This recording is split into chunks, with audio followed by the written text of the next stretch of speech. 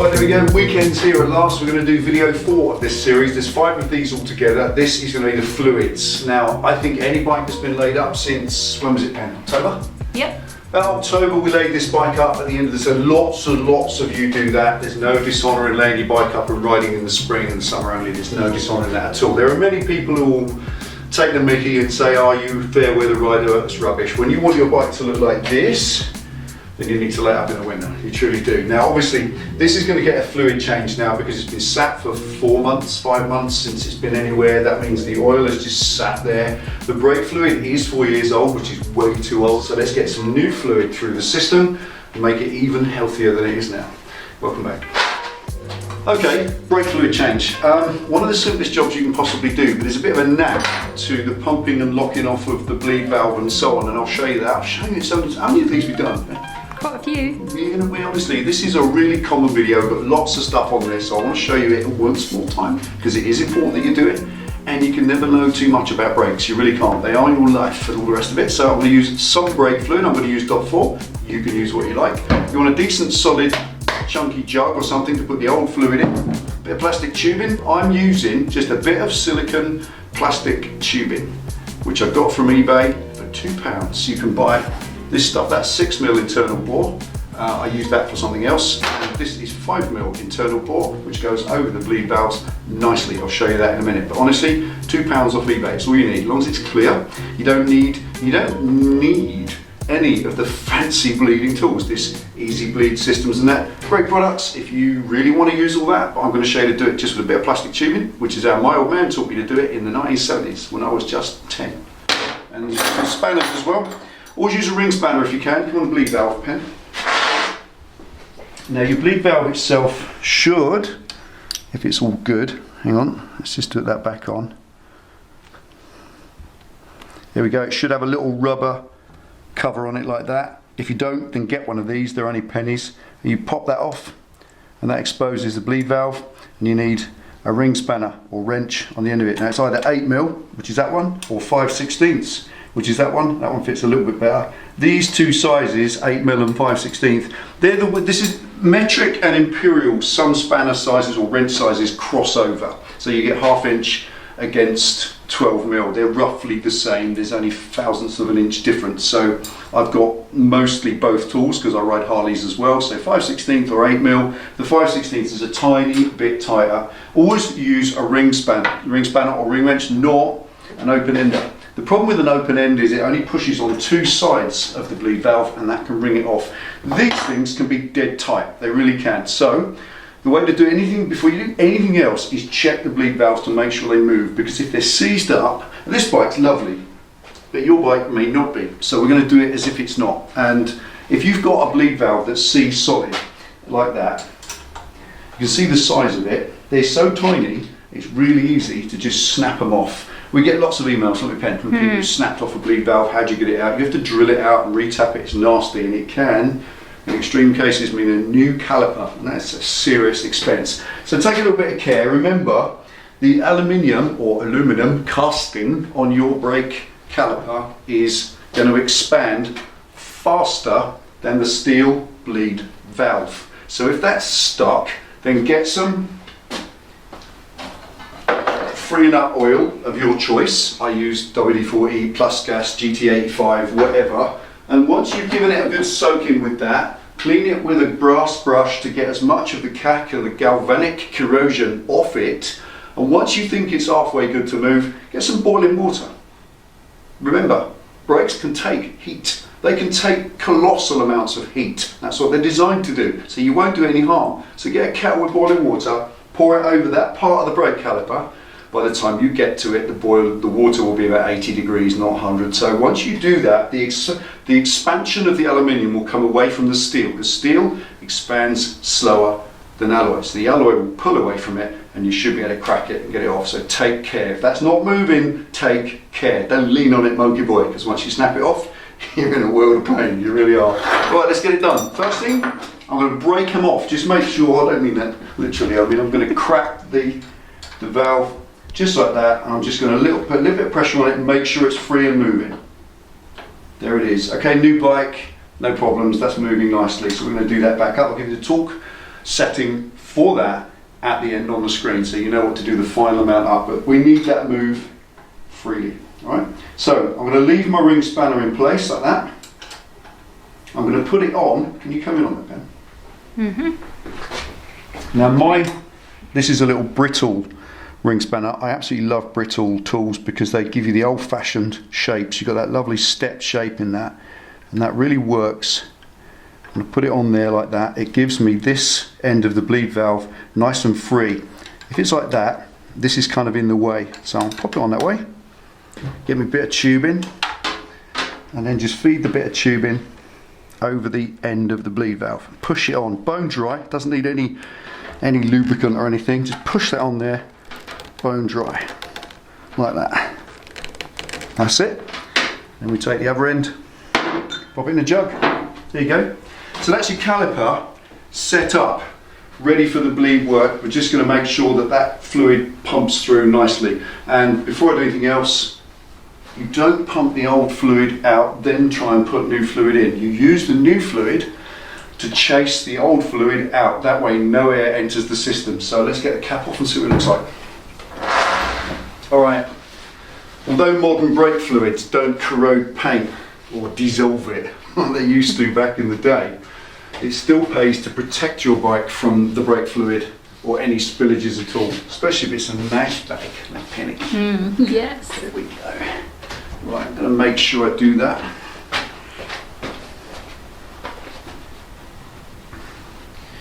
Over the mud guard as well. Right, here we are.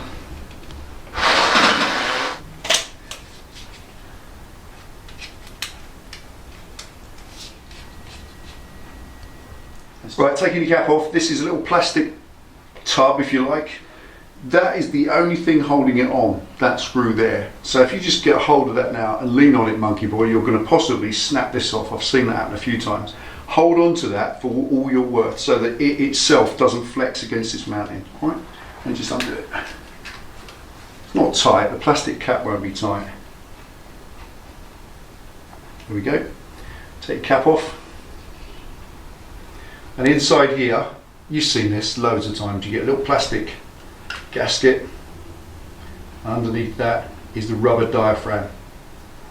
Right, I'm just going to show you this. This rubber diaphragm, the job of it is that when the fluid goes downwards, it extends like that, right the way down, so that no air needs to go into the bit where the fluid is. The air goes into that bit behind. Then as you push your pads back or push your pistons back and that fluid gets pushed back up, that gets pushed back up, pops back into itself. So that little diaphragm is very important. So inspect it, make sure there's no splits in it, because if there is, then that's letting the fluid moisture in. Remember, when that's on there, the bit underneath it that touches the fluid is sealed to the world, but that bit above is not, because there's an amount of air will get in around that thread to allow that to drop down, and then when you push it back, as you saw, it just pops back under its own movement. If that's not operating correctly, get rid of it, get a new one. They're not expensive. Pop it on a bit of clean cloth, then you're not going to get any dirt on it. Piece of cloth that you've not used for anything else, and we'll dry it all off properly at the end. Now we're going to take the fluid out of the reservoir itself rather than pump all that through. I'll show you that. You can remove the fluid from your reservoir, the old fluid, however you choose to do it. Some of you tell us your stories about your turkey basters. We don't need to know about that, do we? Not really. Hypodermic syringes, we don't want to know about that either. You can do what you like, and you're definitely going to slag me off for this.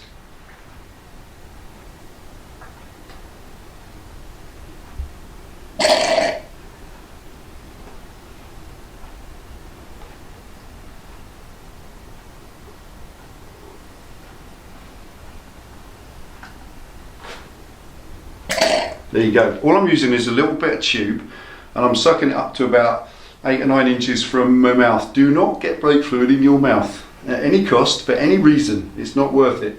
That's what clear tube's good for. Alright, and what I've done is run the level down now, right down to about 6 mil from the bottom, but for goodness sake, don't run it out. If you run it down below the level of this tube, which feeds the system, then you're going to feed air into the system, and that's going to be difficult to get out. So if you're just changing fluid, you don't really need to worry about air, because you shouldn't put any air into the system. Right, let's get this out of the way. Right, new fluid. All right, buy yourself some new fluid. Don't use old stuff. So pop a little bit in, fill it up to the full mark, because we're going to just pump it through. The reason for taking that excess fluid out is that there's no need to pump all that fluid through the system. You might as well drain down the most of it and then pump the last little bit through. It's just common sense, isn't it? And in between top-ups, just put the lid on. All right, it's nice and dry in here. It's a nice dry garage. Very lucky to have that, as Penny often reminds me. So if you've got an outdoor atmosphere, if you're doing this outside, make sure you do it on a dry day, because if it's damp, then you'll be absorbing that straight away, straight into the fluid. It sucks fluid or moisture, water content from the atmosphere into itself like a sponge. It truly does. Right, level that as much as possible. Let's pump it through the bottom. Show you how we do it. It's 1, 2, 3, 4. Right, it's a 4-way action. I've tried to explain this on comments to people so many times, but the simplest way to explain it is open, lever in, close, lever out. Right? I've said it so many times, but if you get that procedure right, you'll never suck any fluid back up from the bottom, and it will just pump through in no time. So let's go. And keep an eye on the quantity in your reservoir, because if that drops down to the lowest and it sucks air in, you've got to start bleeding it for real. Right, here we go. Undo the bleed valve. Let the lever sink into the bar, then do it up, and then let the lever out. Right, is that clear enough? That's clear enough, isn't it? Perfectly. Perfectly. I'm going to do a few more.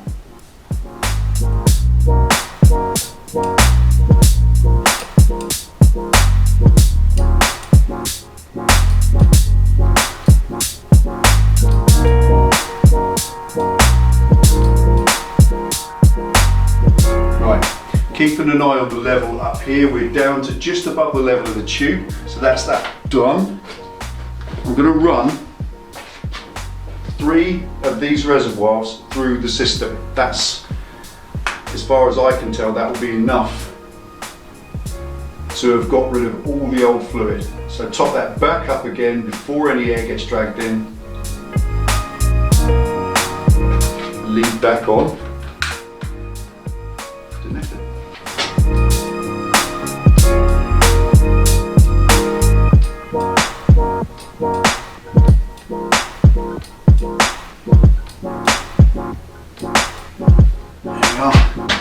Third one.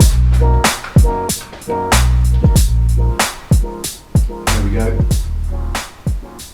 Minimum 3 full reservoirs through the system, and then top up with the 4th one. So effectively you've guaranteed you've chased all that old fluid out, because you might as well use all of this if you can, because you're not going to be able to use it after today. Once that's done, it's shot. Right, let's do it again.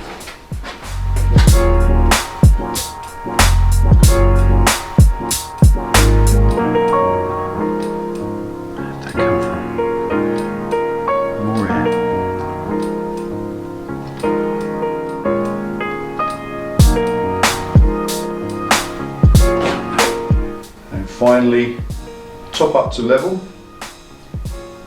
Just going to do it up to there for a minute, and then we're going to lock off the bleed valve finally once and for all, torque it up, clean up the bottom, then we'll come up and finish with this.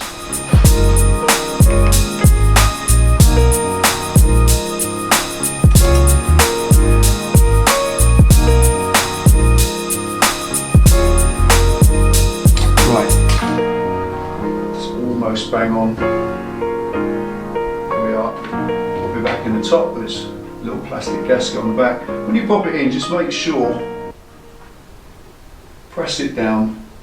The fluid level wants to be on the upper mark. Remember, we've got brand new pads in this, so that is now a full system. That means the pistons are as far back as they can be, as they'll ever likely to be in use. So that's at its fullest amount, but I've left a tiny little bit more just in case I want to clean those calipers later, and I can push the pistons back even further right into their sockets flush, and that gives me a little bit of space to do that. So you're just thinking ahead. And there we are, cap back on.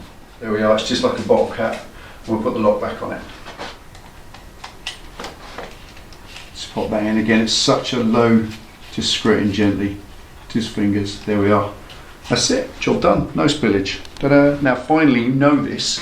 What we're going to do next, tell me? I'll show you. And finally, for the front, you know what this is. Come on, you've all seen this. How many times? Get yourself a little bit of tape and just wind it around the lever, or a bungee, or a bit of elastic band, or whatever. Now, the idea of that, I think you know already, you've seen this. Just tape the lever in overnight. Don't put it in under stupid pressure. You don't need it wound right in, because then you're risking pushing the seals. All I would suggest is the kind of pressure you might use with 2 fingers on light braking. Just put some pressure on it. Now what that does, obviously, is it pressurizes the system. There are microscopic bubbles in the fluid, whether you can see them or not, they're there. And as you pressurize the system, naturally it puts pressure on those bubbles and they become smaller. As they become smaller, they become more buoyant and less surface restriction, so they'll float through the fluid. So any air bubbles in this steel braided brake line or in the caliper are now freer and more able to move through the fluid, because you've made them smaller by pressurizing them. And as they're smaller, I said they've got less surface area, so they'll flow through that brake fluid quicker, all the way up to the top, to the pump. And in the morning, you leave the pump like that, you leave the bars turned, so this part, the master cylinder pump, is actually flat. Then that fluid will come up, or the air bubbles rather will come up, they'll come into the pump and they'll come up into here. And in the morning, take the tape off, bump the brakes, and I guarantee it will be crisper, sharper, with a more solid bite as it hits, because you've expressed that air. So always do that when you've done anything to your brakes, and even do it periodically in between when you've done nothing to your brakes. It's just a great practice. Wind the lever in overnight just to give it a little bit more crispness. That's the front done. Let's do the back. How you know? Feel what? Let me see that shit.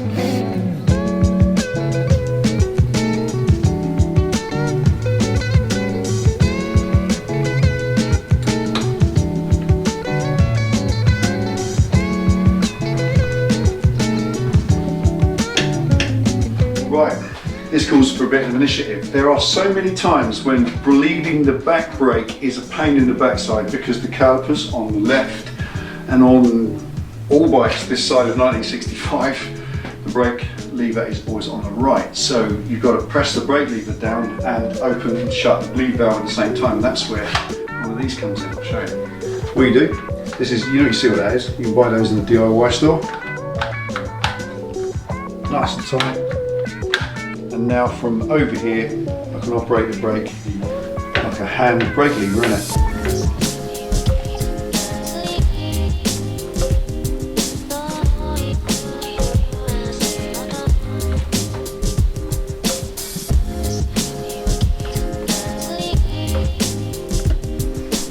This is a tiny little reservoir compared to the front, so it will go from full to empty in about 5 or 6 pumps, so beware of that and top it up lots more often.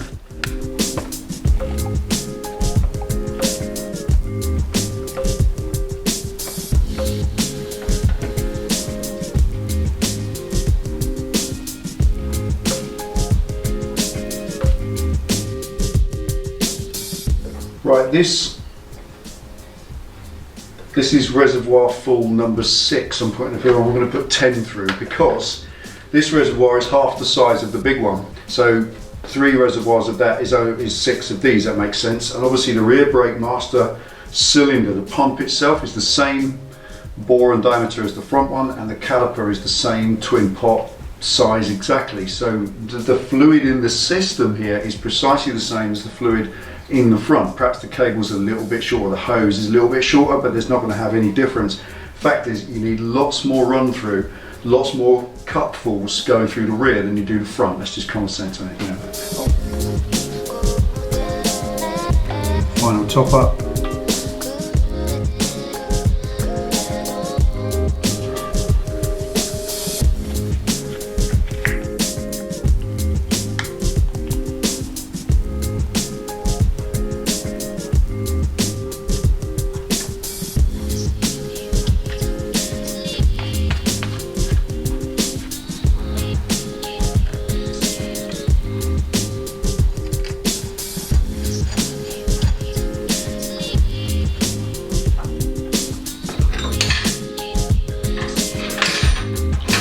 no spillage at all. There we go. That's it. That's good enough. Do those up with a torque driver or a torque wrench if you are not sure, but make sure you do them up and keep an eye on them for a day or so to make sure that there's no weepage. You will know if they're not tight enough because they'll weep. You'll get a little bit of fluid. So just keep an eye on that. You know, when you stop the next day or the first ride or even after your test ride when you get back, just put your finger down there, wipe it on there and look. Any moisture, bone dry finger, and you can feel brake fluid. You know what it feels like. That's it. It does that. Water and oil, they just slide, but brake fluid's weird stuff. It makes that juddering, so you can feel if there's any brake fluid on there, and make sure if there is, you deal with it. And it doesn't necessarily mean just wind it up tighter, because it may have a little piece of grit or hair underneath the seat.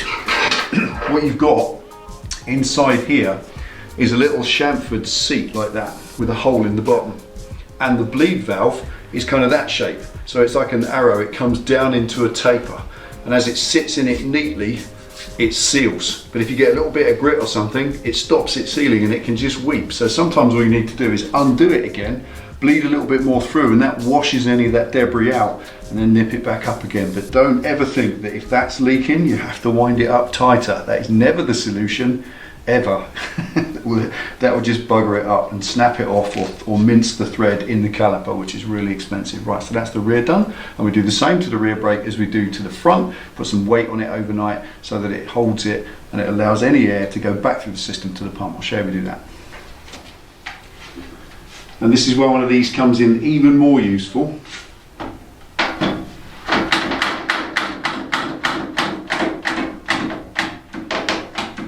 There we go. So now I'm putting a weight on the rear brake lever, which, as the master cylinder itself is canted forward, that means that the air itself will go up into the reservoir. So that will have exactly the same effect of crisping up that back brake, so that later on when you come to use it, it is literally solid as a board, and you get that lovely feel, especially with the new brake pads as well, which is even more so. Right, I think that's it, isn't it, Pen? It is. Let's just talk about fluid. One more thing before we go, very important, I'll show you. Right, that's that done. Now, I want to talk about the brake fluid very quickly. That's the gungy stuff that's come out. Look at it up close, Pen. You see that in it? There is so much in there. That cloudiness, that dark colour, is a mixture of water. The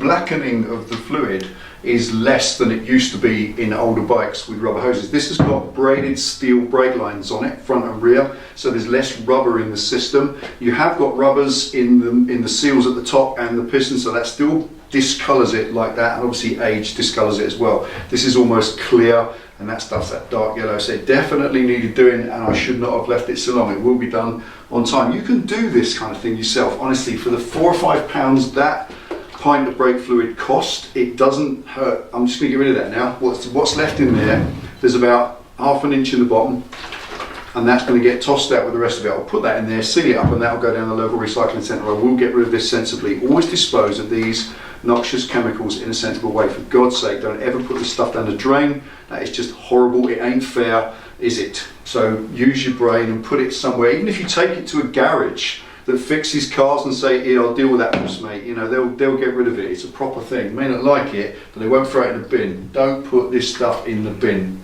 ever. The other thing, like I said, take these bindings off the brakes the next morning and feel them. You do this to your bike, I guarantee you will get better braking, better feel, better stiffness in the lever. That is what it's all about, and that makes your brakes a little bit easier to use. And when you've upgraded to the higher drag pads as well, there's the EBC sintered pads, you'll find that it will definitely make an improvement to your braking without any real expense at all. So this is drawing a line on the brakes now. They are as good as they're ever going to get without upgrading to big fancy 6-pot calipers, which you absolutely don't need to do on a bike like this. They are more than adequate. You happy so far, Pin? I am. You've forgotten something. I have. Look, this is a very important component. There we go. Look at that. So Penny knows, what are these for? Because loads of people argue on the net what the purpose of this is, putting a toweling wristband around your reservoir. What is the reason for it, Penny? It looks cool. Because it looks cool. People put these round the brake reservoirs because back in the day they used to weep. These caps used to leak, and if yours is a bit incontinent, then yeah, put that round. It stops the brake fluid dripping on your paintwork, but it doesn't do that if you seal it up properly. That's just because it looks cool, and Penny likes it, don't you? Yes. Because you're badass. There we go. Thanks ever so much, folks. I hope that was helpful to you. If you've got any questions, drop in the box underneath, and we will be back with the last one of these on the servicing oil and filters in the next one, and that will be what? Midweek?